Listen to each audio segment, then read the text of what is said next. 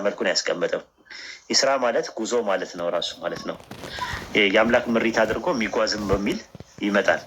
ነገር ግን ኢስራ የሚለው ነገር ዩሽራ የሚለው የዕብራይስጥ ቃል ተመሳሳይ መግዛት በሚል ይመጣል። ነገር ዩሽራ ማለት መታገል በሚል ይመጣል። ስለዚህ የታገለው መልአኩን ነው። መልአኩን ሲታገል መልአኩን መታገል አምላክን እንደመታገል ነው ብሎ ነው የሚያስቀምጡት አይሁዶች። የአይሁዶች ኮመንታሪ በጣም አሪፍ ነው። በነገራችን ክርስቲያኖች ዝም ብለው ነው እንትን የሚሉት። እንደዛ ሲጠይቋቸው ነፍስ ውጭ ነፍስ ግቢ ምናምን ነው የሚለው። አይሁዶች ምንድነው አምላክን መታገል መልአኩን መታገል አምላክን እንደመታገል ሆኖ ስለሚቆጠር እንጂ ቃል በቃል ያዕቆብ አምላክን አልታገለም። የታገለው መልአኩን ነው። መላእክት ደግሞ እንደምትመለከታቸው በሰው አምሳያ ይመጡ ነበረ። ራሱ በሰው አምሳያ ይመጡና ሰዎችን ኮንታክት ያደረጉ ነበረ እና ከዛ አንጻር ነው የሚታየው እንጂ ሊትራሊ ያለ የታገለው ከመልአኩ ጋር ነው። ግን ከመልአኩ ጋር እንዴት ይታገላል የሚለው ነገር ራሱን የቻለ የቤት ስራ ነው እና አለ መጽሐፋቸው ላይ ያለ ለማለት ፈልጌ ነው። ግልጽ ነው።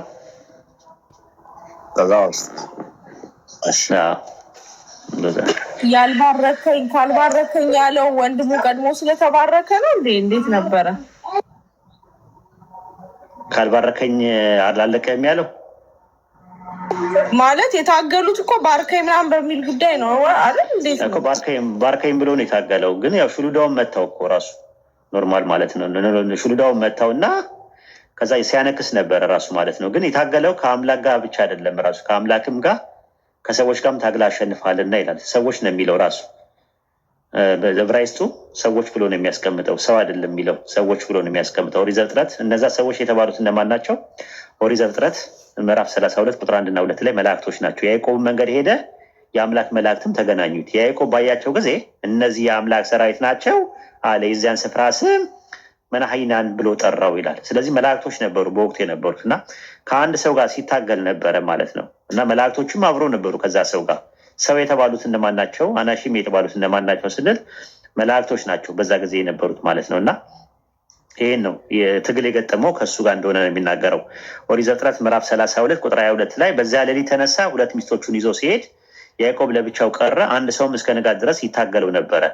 አንድ ሰው ከአንድ ሰው ጋር ማለት ነው፣ አንድ መልአክ ጋር እንዳላሸነፈው ባየ ጊዜ የጭኑን ሹሉዳ ነካው። ማን የነካው? መልአኩ የጭኑን ሹሉዳ ማለት የሎሚው ማለት ነው። የያዕቆብ የጭኑ ሹሉዳ ሲታገለው ደነዘዘ። እንዲህም አለ፣ ሊነጋ አቀላቅሏልና ልቀቀኝ አለው። እርሱም ደግሞ ካልባረከኝ አልለቅህም አለው። እንዲህም አለ፣ ስም ማን ነው አለ። እርሱም ያዕቆብ ነኝ አለው። ከእንግዲህ ወዲህ ስም እስራኤል ይባላል እንጂ ያዕቆብ አይባልም፣ ከአምላክና ከሰዎች ጋር ታግለ አሸንፋልና። ሰዎች ነው ብሎ የሚያስቀምጠው ራሱ የዕብራይስጡ ማለት ነው። እንግሊዝ ሰብትገንትም እንደዛ ነው የሚያስተምረው። አንትሮፖን ነው የሚለው። አንትሮፖስ ማለት ሲንጉላር ነው፣ አንትሮፖን ደግሞ ፕሉራል ነው። ያዕቆብ ስምህን ንገረኝ ብሎ ጠየቀው። እርሱ ስሜን ለምን ትጠይቀኛለህ አለ። በዚያን ጊዜ ባረከው። ያዕቆብም አምላክን ፊት ለፊት አየሁት፣ ሰውነቴ እንደራቀረች አለ። ኤሎሂም የሚለው ቃል እዚህ ጋር ለመላእክት ይመጣል። መዝሙረ ዳዊት ምዕራፍ 138 ቁጥር 1 ላይ በመላእክት ፊት እዘምራለሁ ይላል። እንግሊዝኛው ጋድስን የሚለው የዕብራይስጡ ኤሎሂም ነው የሚባለው። ስለዚህ መላእክቶችም ኤሎሂም ይባላል እና አምላክን ፊት ለፊት አየሁት የሚለው መላኩን ነው። ሰውነቴም እንድናቀረች ሲል የዚያን ቦታ ስም ጵኒኤል አለው ይላል። ጵኒኤል ማለት የአምላክ ፊት ማለት ነው። ቦታው የአምላክ ፊት ነው እንዴ ስንል አይ ጵኒኤል አይደለም ራሱ ማለት በግዕዝ ፋኔል ይባላል። መላኩ ፋኔል ነው ይላሉ የታገለው እንትን ማለት ነው። እና ከዛ ጊዜ ጵኒኤል ሲያልፍ ፀሐይ ወጣች፣ እርሱም በጭኑ ምክንያት ያነክስ ነበር። ስለዚህ የእስራኤል ልጆች እስከዛሬ ድረስ የወርች ሹሉዳ አይበሉም፣ ከያዕቆብ ጭን ወርች ሹሉዳ አደንዝዟልና። ምክንያቱ ያንን ነው። የወርች ማለት የፊት ምንድን ነው? የወርች ማለት የፊት እግር ማለት ነው። የፊት እግር ሹሉዳ አይበሉም። የበግ የፊት ለፊቱ የፊት ያሉት እግሮች ወርች ይባላል ማለት ነው። እና ከዛ አንጻር ነው ብሎ ያስቀምጣሉ። ይህን ይመስላል። ይህ እንግዲህ የእነሱ መጽሐፍ ነው። ይህን ማን የተረከልን? የዘፍጥረት ጸሐፊ ነው የተረከልን። ማን ነው? አናውቀውም። ሙሴ ነው ይላሉ ብዙ ሰዎች።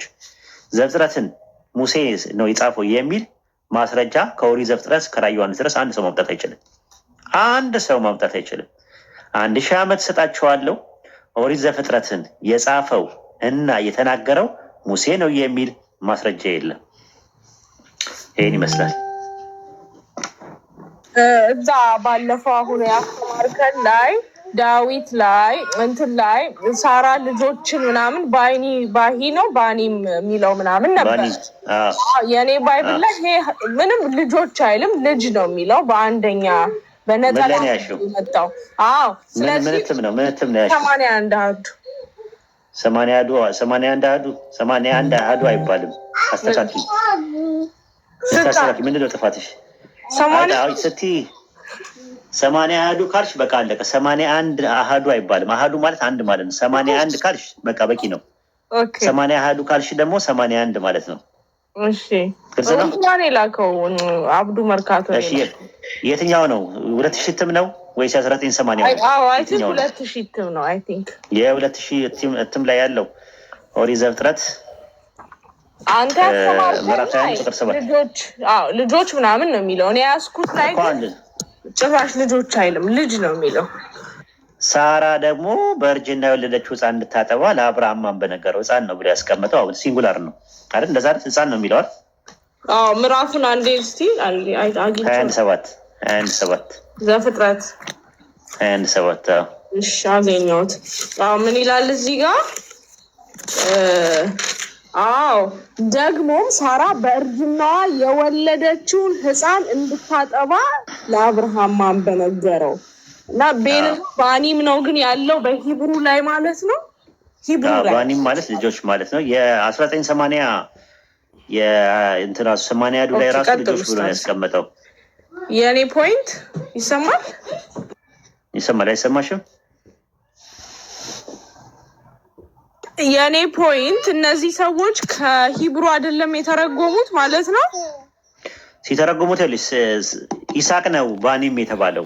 ሲንጉላር ፐርሰን በፕሉራል አምፕሊቲዩድ ይመጣል ነው። ፕሉራል አምፕሊቲዩድ ይመጣል ነው አይደል? ፖይንቱ የነበረው ስላሴን ስናስተምር በረሺት ባራ ኤሎሂም የታ ሸማይም በየታ አሬስት አይደል? አሬስት ብለን ስናስተምር ኤሎሂም የሚለው ቃል አምፕሊቲዩድን ያሳያል፣ እንደገና ደግሞ መልቲቲዩድን ያሳያል። ይሄኛው ግን መልቲቲዩድን ሳይሆን አምፕሊቲዩድን እንደሚያሳየው ብለን ለሞገትንበት ሙገት ነው ያመጣ ነው አይደል? አዎ በቃ እሱ ማለት ነው። ይስሐቅ አንድ ፐርሰን ሆኖ ግን ባኒም ተብሏል። ያ ማለት ይስሐቅ ብዙ ፐርሰን ነው፣ መልቲፕል ፐርሰን ነው ወይም ትሪኒቲ ነው ማለት አይደለም ነው ፖይንታችን የነበረው። ስለዚህ ከእነሱ ጋር ስንወያይ አንደኛ በየትኛው መጽሐፍ ቅዱስ ነው የምንወያየው?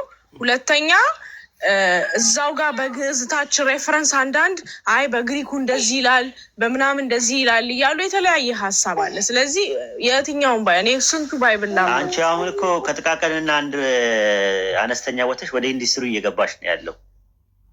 ገባሽ? ወደዛ ነው እየገባሽ ያለሽው። ስለዚህ እዛ ጋር ስገቢ ዕብራይስጡ ምን ይላል፣ የግሪክ ሰብቱጀንቱ ምን ይላል እያለን እያየን ያለ ነው። ሲንጉላር ሆኖ ለእንትን እየተጠቀምን ያለ ነው፣ ለአምፕሊቲዩድ ወይም ለግነት እየተጠቀመን ነው ብለን ላመጣንበት ነገር እንደ ማስረጃ ያደረግነው። እሺ ይህን ይመስላል። በተረፈ ደግሞ አስታውሽኝ እያወጣው አሳያችኋለሁ። እንትኑን የዕብራይስጡንም የግሪክ ሰብቱጀንቱንም ሁለቱንም እያወጣው አሳያችሁና ሊንክ ልክላችሁና ሰጣችሁና በደንብ ትማራላችሁ ኢንሻላህ።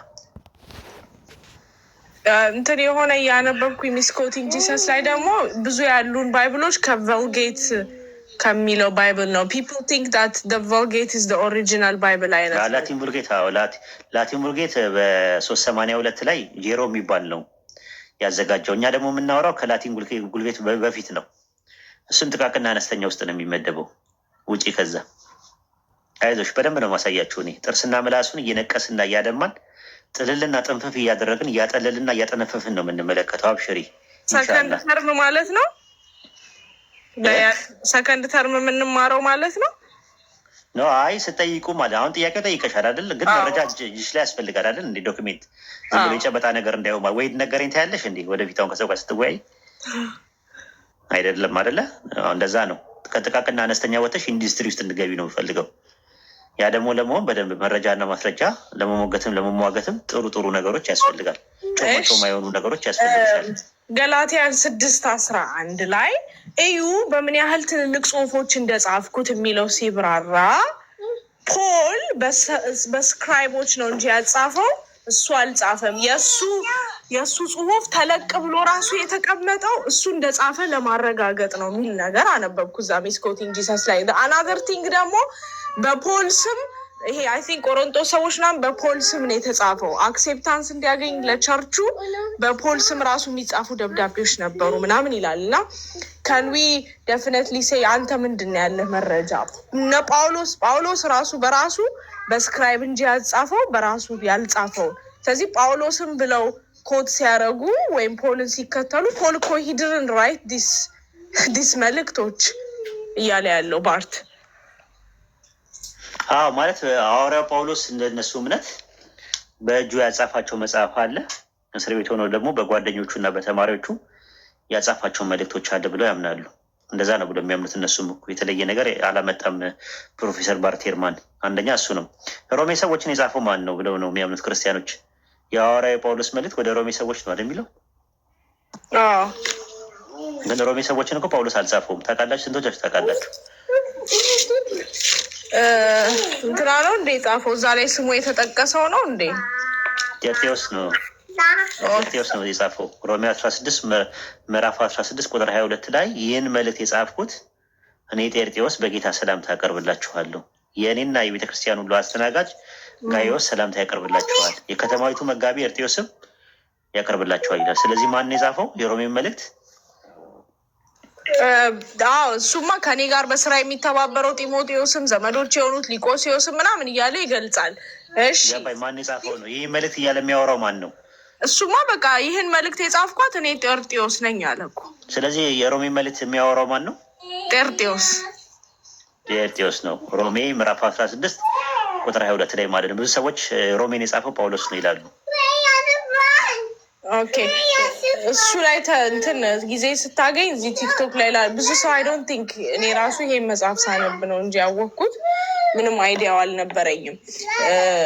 ሌላው ምንድን ነው ይሄ የኮፒ ሲስተም ስላልነበረ ኮፒ የሚያደርጉ ሰዎች ራሱ ደግሞ ሲሌበስ ደግሞ ስፔስ አልነበረም። እነዚህ ጽሁፎች ሲጻፉ እነዚህ ኢቨን ወንጌሎቹ ሲጻፉ እና እሱን እንዴት ታየዋለህ አንተ? እነዚህ ጽሁፎች ዛሬ የነበሩት አይነት ሼፕ አይደለም የነበራቸው።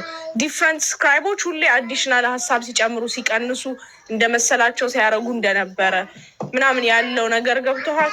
ይሄ ኮምፓይሌሽኑ ምናምን አይ ዶንት ቲንክ ብዙ ሰው ክርስቲያኖች ራሱ አያውቁትም። ግን እኛ ጋር ትምህርት ነው ያለው። ሁለተኛ ሴሜስተር ላይ ትማራላችሁ። ቤት ሁለተኛ ሴሜስተር ላይ አይታችሁ ከሆነ እንደዛ ቅዱሳን መጽሐፍት ይላል እና እዛ ላይ በደንብ ትማራላችሁ። ስለ ማኑስክሪፕቶቹ ሲገለበጡ ምንድን ነው የተፈጠረው ነገረ፣ ፍራግመንቶቹ ምንድን ናቸው፣ በተስጣሽ ምንድን ናቸው፣ ኦሪጂናል አውቶግራፊ ምን ማለት ነው የሚል ነገር በደንብ ትማራላችሁ ሁለተኛው ሴሚስተር ላይ ማለት ነው። እና ኢንሻላህ አብሽር ሰፊ ነገር ስለሆነ ከዛ አንጻር ነው በወረድ ለቅምሻ ያክል ለራብ ማስታገሻ ያክል ያው እንዲሁ ከቁሌቱ ነው አሁንም የሰጠውሽ ሮሜ 16:22 ላይ ሰጠውሽ ከቁሌቱ ነው። ምናልባት እንዲሁ እንድቀምሺ ለራብ ማስታገሻ ያክል ነው እንጂ ሰፋ ባለመልኩ ኢንሻላህ ሁለተኛው ተርም ላይ ትማራላችሁ። እሺ ዋን ላስት ኩዌስችን ጆን ጎስፕል ኦፍ ጃንን ያው እኔ ቢፎር 8 years 9 years ነው ባይብል አንብቤ ከዛ ሃይማኖት የወጣሁት እና አሁን ያንተን ኮርስ ስለምንማር አይም ሪዲንግ ደ ባይብል ማስት ማለት ነው። ከላይ መማር ስለማልፈልግ ዮሐንስ ወንጌል ቁጥር 4 ምዕራፍ 4 ቁጥር 44 ነብይ በገዛ ሀገሩ እንደማይከበር እርሱ ራሱ ጌታችን ኢየሱስ መሰከረ ይላል። does this mean ኢየሱስ ራሱ አያም ነብይ አለ ማለት ነው? ቢካዝ ስንወያይ ቅድምም እዚህ ቲክቶክ ላይ ዲናይ ያደረጉን ነበር። ያው ነብይ እንደሆነ ያምናሉ፣ ግን ይሄንን ያለው እሱ አይደለም ይላሉ። እንዴት ታየዋለህ? ይሄን ማርቆስ 6:4 ላይ አለልሽ እኮ ማርቆስ 6:4 ላይ ኢየሱስም አለ ነቢይ ከገዛ ሀገሩ ከገዛ ዘመዶቹ ከገዛ ቤቱ በቀር ሳይከበር አይቀርም እናላቸው ይላል። እዛ ጋር ምንድን ነው የተባለው? ይህ የጸራቢ የማርያም ልጅ ያዕቆብና የዮሳ ልጅ አይደለምን? እህቶች ውስጥ በእኛ ዘንድ አይደሉምን? ይሰናከሉበት ጀመራል። ስለዚህ ኢየሱስ ምን አለ? ነቢይ ከገዛ ሀገሩ ከገዛ ዘመዶቹ ከገዛ ቤቱ በቀር ሳይከበር አይቀርም አለ። ይህ እንግዲህ አንደኛው ማስረጃ ነው። የማቴዎስ ወንጌል ምዕራፍ 21 ላይ ስትመለከችው የማቴዎስ ወንጌል ምዕራፍ 21 ላይ ራሱ ነቢዩ ኢየሱስ እያሉ ይናገራሉ። ህዝቡ ሁላ ሲያገኙት ምንድን ነው የሚለው? ቁጥር 11 ላይ ማቴዎስ 21:11 ላይ ህዝቡ ሁላ ምን አሉ? ከገሊላ ናዝሬት የመጣው ነቢዩ ኢየሱስ ነው አሉ ይላል። ነቢዩ ኢየሱስ። የኤማሁስ መንገደኞችም ምንድን ነው ያሉት? የሉቃስ ወንጌል ምዕራፍ 24 ላይ የኤማሁስ መንገደኞች በመንገድ ላይ እየሄዱ ሲተላለፉ ምንድን ነበር ብሎ ነው ያስቀመጡት። እነሱ የሚረዱት ነገር ምንድን ነው ጉዳዩ ምንድን ነው፣ እንደዚህ ስለምንድን ነው የምታወሩት ምናምን ብሎ ሲነጋገሩ ምንድን ነው ያሉት? ብርቱ ነብይ የነበረ የናዝሬቱ ኢየሱስ ቁጥር 19 ላይ ሉቃስ 24:19 ላይ እርሱም ይህ ምንድን ነው አላቸው። እነሱ ግን እንዲህ አሉ፣ በአምላክና በህዝቡ ሁሉ ፊት በስራና በቃል ብርቱ ነብይ ስለነበረው ስለ ናዝሬቱ ስለ ኢየሱስ ነው ይላል። እንደዛ ነው። ሰላም ለከሳደከ ገብረ መንፈስ ቅዱስ ኬንያ ኢየሱስ ክርስቶስ ነቢይ ወሐዋርያ ይለዋል። ራሱ መልካ ኢየሱስ ላይ ምን ይለዋል? ኢየሱስ መልእክተኛና ነብይ ነው ብሎ ነው ያስቀመጠው። ሰላም ለከሳደከ ገብረ መንፈስ ቅዱስ ኬንያ ኢየሱስ ክርስቶስ ነቢይ ወሐዋርያ ነቢይ ማለት ነቢይና ሐዋርያ ማለት ሆረ ነው፣ ላከ ነው፣ መልእክተኛ ነው ብሎ ነው ያስቀመጠው። ስለዚህ መልእክተኛና ነቢይ መሆናቸው በደንብ ማስረጃ፣ ብዙ ማስረጃዎች አሉ። አይ ቲንክ እንትናቸውም ላይ አለ ራሱ። ግን የማን ነቢይ ነው ነው? ነቢይ ነው ከተባለ ምንድን ነው? ፊሽካው ተነፋ፣ ፎርሽ ነው። ከዛ በኋላ ሙግት የማን ነቢይ ነው? የአንድ አምላክ። የአንድ አምላክ ማን ነው የላከው? አሀ ራሱ አይደለም ማለት ነው የመጣው እንዴ? አዎ። ስለዚህ ከዛ በኋላ ምንድን ነው ዮሐንስ ወንጌል ምዕራፍ 12 ቁጥር 49 ላይ ምንድን ነው የሚለው? እኔ ከራሴ ምንም አልተናገርኩምና የላከኝ አብ እርሱ የምለውንና የምናገረውን ትእዛዝ ሰጠኛል። አሀ እየሰማ ነበር እንዲህ የምትናገረው? አዎ። ዮሐንስ ወንጌል ምዕራፍ 12 ቁጥር 50 ላይ አብ እንደነገረኝ እንዲሁ እናገራለሁ አለ።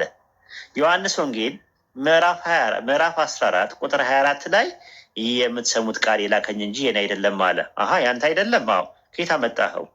ዮሐንስ ወንጌል ምዕራፍ 17 ቁጥር 8 ላይ እኔ አለ የሰጠኝን ቃል ሰጥቻቸዋለሁና አለ።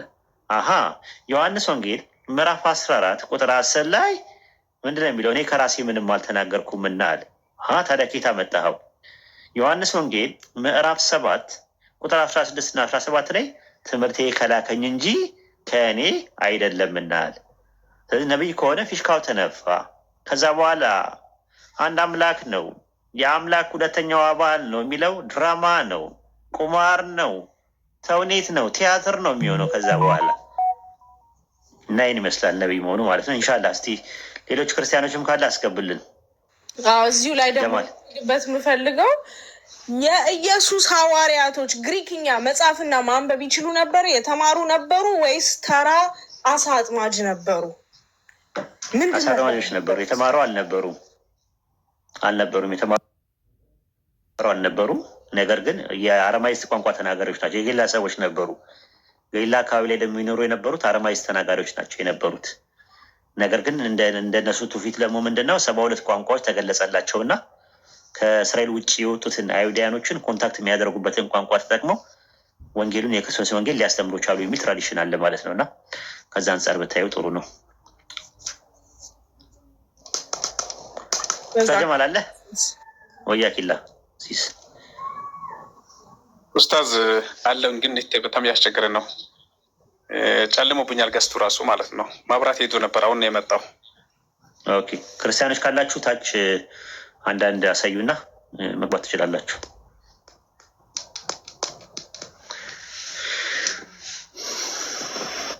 አንዳንድ አሳዩና ኢንሻላህ ክርስቲያኖች ካላችሁ ቅድሚያ ለእናንተ ነው የምንሰጠው። አንዳንድ አሳዩና መግባት ትችላላችሁ። ክርስቲያኖች ነው ያልኩት። ረመዳን ክርስቲያኖች ካላችሁ አንዳንድ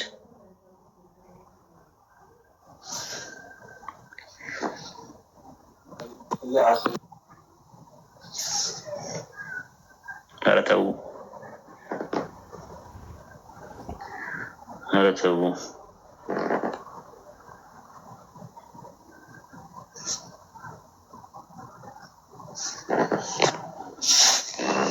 እነሱ ጥያቄ ከሌላቸው አንድ ጥያቄ አለኝ።